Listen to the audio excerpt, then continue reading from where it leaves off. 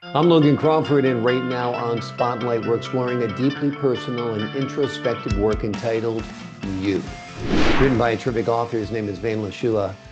He has penned a powerful book, and in the book, he shares his life experience that spans education, publishing, cutting edge energy innovation, as well as other pursuits.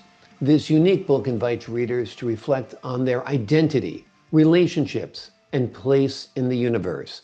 Combining personal insight with universal questions, You delivers a thought provoking journey that's as timeless as it is intimate. We're delighted to have this very talented author join us here today on Spotlight. We thank the team at Authors Tranquility Press for helping us put him in the spotlight today. And we ask viewers like you to support authors like him by subscribing to our channel and by purchasing his amazing book. The links are below this interview. Vane, thank you so much for joining me here today. Thank you for having me. It's my pleasure. This is such an insightful book. I think it's going to help a lot of people on their own personal journeys of self-discovery. What inspired you to write You, and what do you hope readers take away from it? Well, in the past, I've always wanted to write a book. I wrote one and put together some literature, but I've always written poetry and essays and short stories that I've collected and so on, but I've never published them, except once in a while I send things to a poetry magazine or some other magazine. And now I thought, why not just put it all together, one thing at a time, and that's become the book, You. And that's a collection that starts when I was in high school and moves on, not necessarily in that order, but it's a collection from my whole life. And like I said, I enjoyed putting it together, and I hope you enjoy reading it. Absolutely. Give us a little overview of the book. What will they find inside the covers? It's not a novel. It's not something. It's. I was hoping that people who read it would read the poetry and take something away for themselves. Uh, I learned a lot from the poem written by W.H. Auden called "You," and it was in my high school days, where he starts with, "Really must you, overfamiliar dense companion, be there always?" And it's about sometimes we always blame others for our issues or blame others for our success, but really where it all starts is right here. We have both you and you in the brain, and that I really enjoy the way that poem is expressed, and it's included in the book. So it really helped me start out that way. It's a compilation of writings that you've accumulated and stored up over the years. Talk to us about some of the writings in there that are most significant to you and you think will have the greatest impact on our viewers and readers. That's difficult. Yeah. I it's a one story at a time and one Mhm. poem at a time. I'm the most helpful way I've seen to read it, and I actually a couple of weeks ago I read it myself again, and it is to read one poem at a time or one story at a time and use it uh, as you're going. It's not meant to be a ultimate pleasure machine like a lot of poetry or novels try to do, but it's a collection, and you can use it as you wish, not the whole thing at once. Yeah. Which one stands out to you, though, personally? Which is one when you were writing it or putting it in the compilation, you said, "Oh, I remember writing that," and it really has great impact on you. Tell us about one of those stories. It's in I'm looking right now in the it's the biggest one is either this is terrible. I should be able to say, oh, No, sometimes um, you write a book and it's hard to remember what was even inside. Trust me, I know what that's like. I'll read a um, book that I wrote and I'll be like, did I actually write that? I'm like, it's pretty good. So yeah. hopefully you have the same aha moment that you find something in there that you feel is very, very much a standout. Well, that's the Oh, they're all standouts. I guess. Of course. The, I know I'm the asking you to choose among children, without a doubt. the one that I like to play with language and sound also, and as well as communicate a feeling Uh-huh. and hope that someone else will participate. But Aftermath of Memory, The Lovers, is was one of my favorites. That's and it's written uh, well. It has its own structure, and it's a poem. Mm. It's meant to communicate the love that we all have. Yeah. Is it a romantic love, a familial love, Mm. all Well, love? yes, a romantic love, and um, I've had several of those. Yeah, I try to communicate that. exactly, exactly. And you have a quite a romantic story in your own life that you're living through right now. If you wouldn't mind sharing it with the audience, I think it's quite terrific. You met a woman on your 50th reunion from high High school. Is school that what it class was? Yeah. reunion, Yeah. yes, and was living in New York. She wanted to come to New York, so and we had known each other in high school. We didn't date or anything, but she came to New York, and we showed her around, and we traveled, and then we traveled together several places, and then I came to Connorsville, where I was born and grew up, and we our relationship matured, and now we've been engaged for 10 years as fiancés. We decided that Beautiful. we'd been married a couple of times each, and marriage is a little more complicated, and we're fiancés. And That's fine. You don't have to be married. All you have to be is committed to each other and in love with each other. yeah, And I think that's wonderful. It's a beautiful love story, particularly a half a thank you. century after graduating high school. You look too young to have had your 50th reunion from high school 10 years ago, but that's a testament to good living, no doubt. You've also had many, many different hats you've worn during your life, different careers. Talk to us a little bit about your working life and what that's been like. When I at first I had graduated in English with my regular BA degree. Then I went to I saw this program called the Teacher Corps, which at the time it was set up so that you could go to a school and teach while they paid for your master's degree. And I went to Kentucky and Western Kentucky University, got my master's over the course of those 2 years, and then and taught school. And during the summers, I flew around. Mm. Later on, my dad lived in my oh boy, this is complicated. I'm mixing it That's up. okay. My We got lots parents, of time. my mother and father met during World War II. My mother was a seamstress parachute person. My dad was a paratrooper. He had jumped Mm. into Japan, and he was from San Francisco, the San Mhm. Francisco area. And his so they I'm probably the reason they're married, and and and they moved to my mother moved to San Francisco to live with dad, and then she didn't like it, and she wanted to come back to Indiana, so they came back to Indiana, and he didn't like farming where my family's farm is.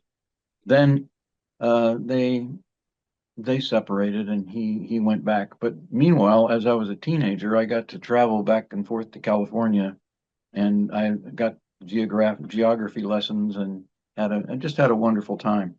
And so that was the beginning of my the travel. I got to Mm. hitchhike across the country and took a bus and train and different kinds of things. Traveled to Canada, where originally where my father's family had come from. Then anyway, after I got my master's, I I got a job with the Bureau of Indian Affairs at that time. It was Department of the Interior, and I was asked to teach in Alaska. I taught in a wonderful uh, primary school, elementary school in Sitka, Alaska, and we had kids from all over the state come down, and so I had lots of cultures and things. And once a year, the parents were invited to come, so they came down, And I got to a really nice experience learning about Alaska, the population, all the families and generations that have been there. And eventually, during the summer, I went down and went to University of California at San Francisco for some classes and things and caught up. Excuse me. So that was very nice. And when I got finished there in Alaska and retired from, or was asked to retire from the Bureau of Indian Affairs, I was only a 2-year commitment. Mhm. I went to, my wife then and I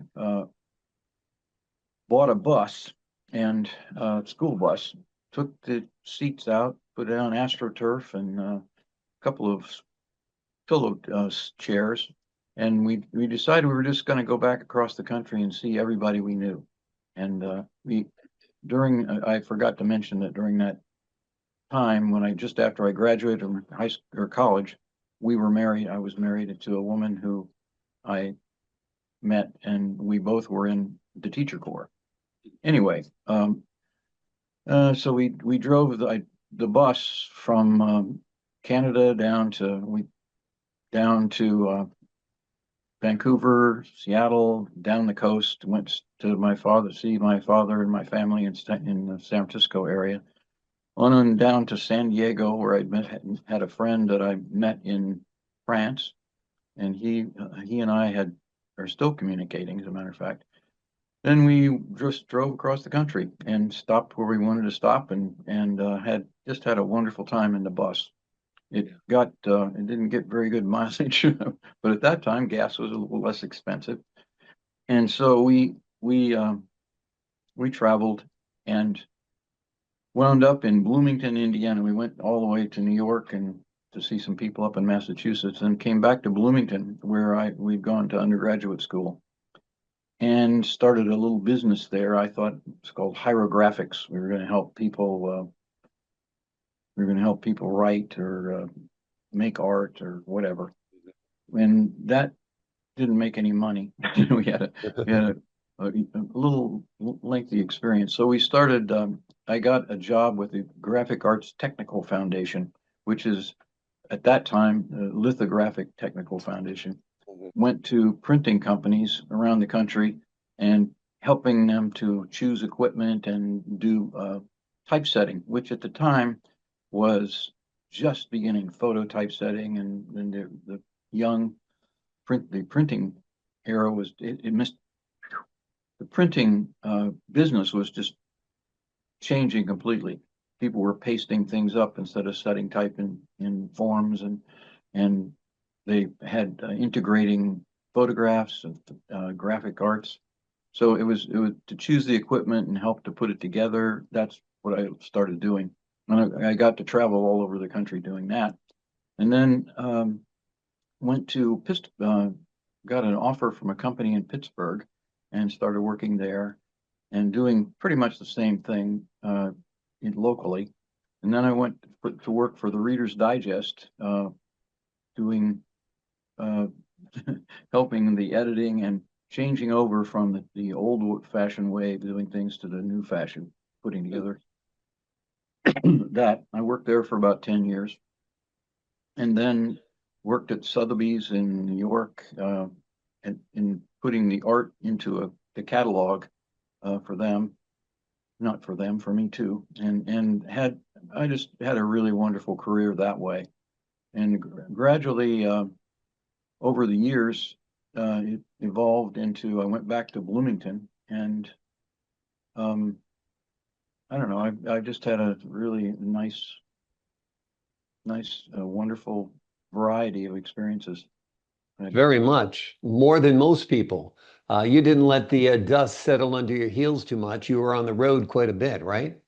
Yes. Yeah, wonderful. The trip, let's talk about Alaska first. That must have been such an amazing experience. I mean, working in Alaska is almost like working in a different country. It's as remote in the United States as you can get. What was that like? You know, being a Well, young man in a frontier state at that point. the school where I worked was in Sitka.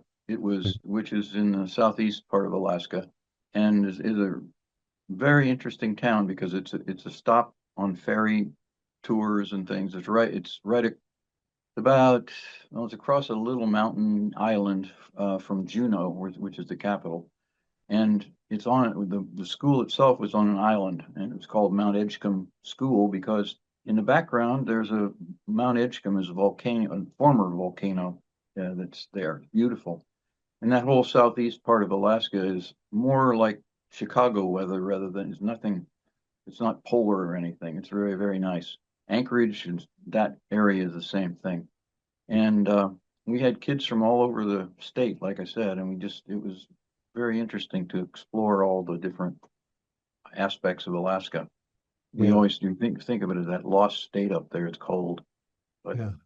really a lot of variety. Yeah. Amazing. Amazing. And the trip around the country in the bus sounds awesome. Was that in the 60s or the 70s? Were you one of these long-haired hippie people at the time? Tell us a Partly, little bit about it. I became. I had a goatee and long hair, and we in the bus we did Yeah. that. But that was in just after.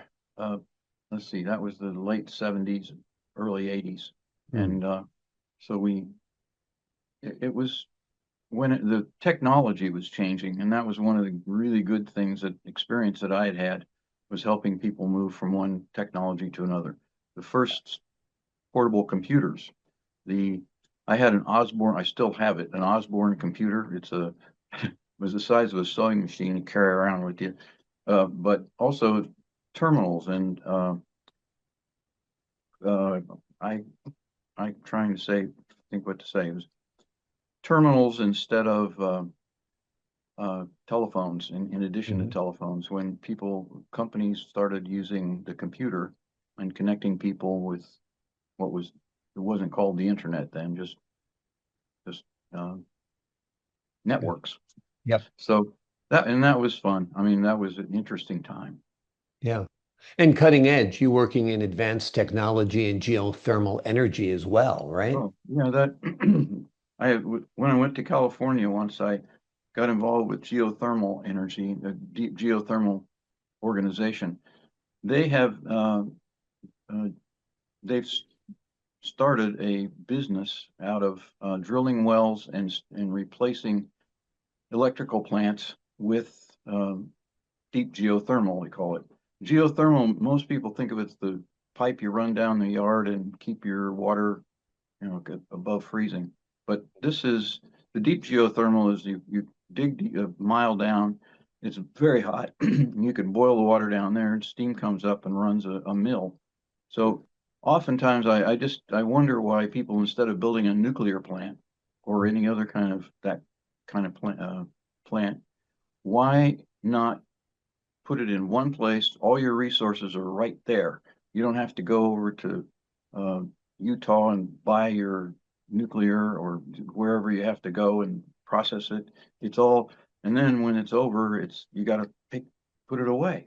And Mm. all that, it seemed to me to geothermal is really a good solution. And same thing with, it's just like if you have a water power plant, uh, hydro, the resource is there all the time, and you don't have to go out and buy coal or buy burning gas and then spew it into the atmosphere. Mm. It's all right there, and there's no pollution. And that's something I'm sorry that I haven't gone back to. I mean, I haven't talked to Duke Energy or local people here or when I was in New York. Um, Yeah. it really is seems to me to be a good opportunity and a good way to go. Absolutely. Absolutely. Talk to us a little bit about your time at Columbia University and how that impacted your life and your perspective. Gas. Um, it just I was making up courses there for the courses at Indiana that I spent a year in Europe. Um, I went over during the summer with a group of people from IU in my right after my sophomore year there, and I as we were traveling around, two of us got a Volkswagen and old Volkswagen, and we drove it all over the place. And then the other guys, the other people, we met back at the Paris airport to come home, and we I just waved goodbye because during the trip I had met uh, the priest who was in charge of the American church in Nice, Mm. and that he offered me if I wanted to stay there, he would I could rent it, and they would feed me Thursday evening, and I could also they provided me tuition to the Centre Universitaire de Méditerranée, which is the French language school in France. It's very well known there, and so I got to go to classes and learn deep French. I mean, I got immersed in French, and I met some people. One fellow that like I said, I've known for the whole time, and another woman that I'd communicated with, but haven't seen it again. We've known each other since then, and but she lives in southern New York, and uh, we just never got together. So we've had two individual lives. He and Dave Rude is the fellow in Southern California that I met there, and we've had a few adventures together. It's interesting. And then what happened when I left Paris, I went into the market and I actually bought a motorcycle. And I got to travel around on my own till the school year started down in Nice and at the American Church. And that was good. Very, very good for me. Yeah. So it just had good luck, good opportunities. Also, you were daring and bold. I mean, you took Oh these yeah. opportunities. I mean, looking at your life, you moved to Alaska, you went around country, you went around the country in a converted bus. You got on the motorcycle. Was that in France? Yes. You're tooling around France on a motorcycle around Nice in Europe. southern France, and those are bold things. They're not the choices that most people make, but it's what's made your life so storied and interesting, don't you think? Oh, thank you. Yeah. But their choice, it's just like the couple of things that I've written about. It's not about you have the opportunity front of you, and many times you don't take it. And Exactly. that's I was just lucky enough to have those opportunities, and stupid enough sometimes to take them, and also Exactly. fortunate enough. Exactly. Yeah, we can live any kind of lives we want. We can live in Alaska, we can go to California, we can go around the country on a bus, we can ride motorcycles through the south of France, but you got to decide that's what you want to do. And then you got to figure out a way to do it. And like I said, a lot of people tend to the safer path, the more charted path, That's, and you've taken the path less traveled, and that has made all the difference to mm, paraphrase a great poet. Let's talk again about your book. You describe it as a mirror held up to the soul. Do you view it as a collection of musings? Do you look at it as a philosophical tomb? Or do you look at it as a memoir, or perhaps a little bit from column A, a little bit from column B, and a little bit from column C? yes, that it's a bit of a memoir. And each of the poems that as I said, I read it. I've been reading it recently again, but it's the poem is written as a journal entry, more or less, with to describe and explore a particular experience, and it's the that's what I've used it for. I think it's just I don't know how to describe it. It's a collection of journal entries, is what Yeah, I guess I'm going to say yeah, it. And I can absolutely. go back and look and see, if things worked out. A couple of interesting things in when I was at Indiana. My uncle Harry was Mhm. on the state fair board, and when the Beatles came, we got to sit in the fourth row in front of the Beatles concert during one of the fairs. And I think that was it's one of the things I didn't include that in the book, but it brought me to I got to meet the Beatles and got to say hello and Wow. became a great fan. But Yeah. anyway, they're that sort of opened the door that I've entered several times. Yeah, yeah. You also traveled through China. Tell us a little bit about your travels in China. Terry, my current fiance, my fiance, Yeah. and I we had some opportunities.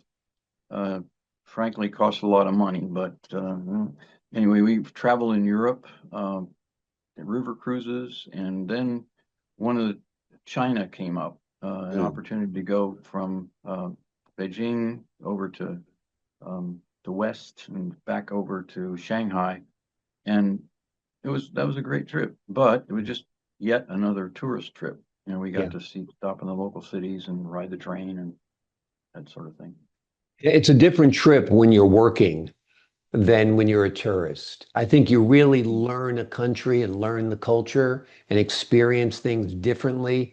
If you were teaching there, let's say, I mean, a difference between taking a cruise to Alaska and then working as a teacher in Alaska are two different things. And you're lucky you So had the opportunity to work as you yes, did around the country because I think it exposes you to many, many different things than just being a tourist, right? yes, Yeah. I'm really glad about that. For Yeah. sure. My big impression of China was when I landed in Beijing, I'm like, the airport must be on fire. And then I walked outside and I'm still choking on the pollution. And I realized it's not on fire. That's just the air quality there. It was, to me, it was shocking. I don't know if you had the same experience. Maybe you were there at a different time, but the air was so thick with smoke when I was in China. I was there for 3 weeks and I was shocked by that. Did you have a similar experience? Actually, what the great thing that I saw was you go into the cities and they're just like every other city. They're just like New York or San Francisco or wherever, and the people are walking around and doing. And we always thought of and think of China as the enemy. They've got some sort of thing going on over there, but it was just there's a whole bunch of people and they're living their lives and just like we are. And that was something that meant a lot to me. Yeah, absolutely. Yeah, in many ways, it's particularly Shanghai, I thought, was almost like a European city. Yeah, It's beautiful. But if you peer closely, you're being watched, I think, even more closely than here in the United States. Lots of cameras, lots probably. of police officers. And if you interact with some of the Chinese people, they'll tell you that they're not free to do this or not free to do that. But Yeah. in many ways, it is similar. You're right. What do you hope readers take away from you? And I don't mean you personally, I mean you, your book. Well, it's a chance to reflect on your experience and I was as I wrote, I think I was trying to share um, a way of describing experiences that um, encouraged other people to share those experiences. Like I'm telling you the story of my life, here it is. But I can I don't know how to say it exactly, but it's each each thing is a description of a piece of my life, and I don't know I don't know what you should get out of that, Yeah. and maybe it's another way you could look at yourself. Yeah, I think your introspection leads other people to be introspective about their own lives. And I think that's important. And your adventures and your writings are interesting and philosophical and entertaining. So I think there's a Thank lot you, to thank get there. Absolutely. If you could say anything to your younger self, what would it be? Is there anything you would tell yourself when you were younger? you. Well, keep one read the books. No, I I guess it would be to leave the door if when you come to an opportunity, seriously think about it and go ahead. Mm. Or don't. That's it's. I had a lot of opportunities that I just sort of ignored, and I think we all have that in our lives. We like when I Bureau of Indian Affairs, that was just a wonderful opportunity, and there it was. So I took it and had a fantastic experience, and that opened many other doors. And I Yeah. think that's the way. If you get a job, and don't hurt me for this, but if you get a job that is your, I've had them where you're working every day and you're going home and tired and you're having your meals and you're sharing some things and you only have the weekends to look at the world. Um, Sometimes that's good. That's wonderful. But at other times it's limiting. We really need to have lots of vacation, I guess. Yeah, exactly. Yeah, if you can live a lifestyle where you work and be able to travel and fulfill your dreams simultaneously, as opposed to being locked into the corporate 9 to 5, the same coworkers, the same experience, the same routine, the same responsibilities every day. I think if you can break free of that, you will have found a wonderful new purpose in life. As I asked you the question about what you would say to your younger self, I heard a great quote the other day. And the guy said, it's from the TV show The Office. And it was, I wish there was a way to know when you're in the good old days that you're in them, you know? That there Yeah. was a way to appreciate it and cherish it. I'm sure when you were on that bus, you were like, oh, this is pretty cool. But, you didn't realize 50 years later or whatever that it would have such an impact on you, or working in Alaska, or, whatever other adventures you went on, taking that motorcycle trip through the south of France, that you got to take the time, and I'm sure you did, to say, hey, this is good. This is living, and I'm enjoying it. And the proof is in the pudding, because you've written a wonderful book, and the name of the book is Thank You. It is an invitation to reflect, remember, and rediscover you. you. Vane, thank you so much for joining me here today. Well, thank you for having me. I really appreciate your compliments. Uh, thank you, Well, thank you. they're much deserved, without a doubt. Great work on this book, and such an interesting life you've led and are living. And I appreciate you sharing it with us today. To the folks at home, I'm Logan Crawford, thanking you for your time this time. Until next time on Spotlight.